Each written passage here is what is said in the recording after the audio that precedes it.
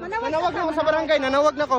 Gusto kayo na kurente. 7 na taong gulang ang nakuryente sa bakod ng isang machine shop sa Jensan. Ang bakod kasi may live wire o kawad. Dead on arrival siya sa ospital. Hinihinalang umakyat ang bata sa bakod para maglaro. Ayon sa may-ari ng shop, nilagyan niya lang ng live wire ang bakod bilang depensa sa mga magnanakaw, pero bawal ito ayon sa barangay. Hindi na nagsampa ng kaso ang pamilya ng biktima.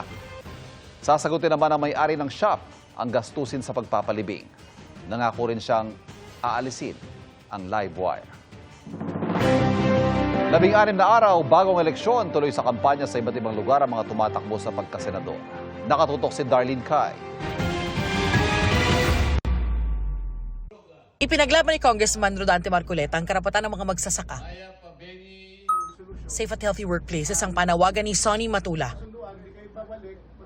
Pangmatagalang kapayapaan ng isa sa mga ipinananawagan ni Lisa Masa, Jerome Adonis, Nars Aline Andamo, Ronel Arambulo, Representative Arlene Brosas, Teddy Casino, Representative Franz Castro, Mimi Doringo, Modi Floranda, Amira Lidasan at Danilo Ramos.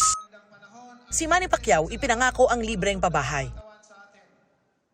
Si Senator Bong Revilla ipinapanukalang ibaba ang qualifying age ng senior citizen. Si Senator Pio Cayetano tututukan ang kalusugan at edukasyon. Turismo ang prioridad ni Senator Lito Lapid.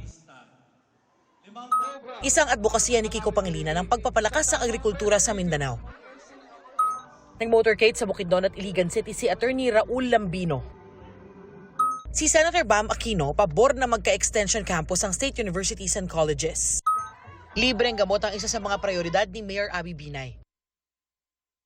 Hanap buhay sa bawat pamilya ang layo ni Congressman Bonifacio Bosita.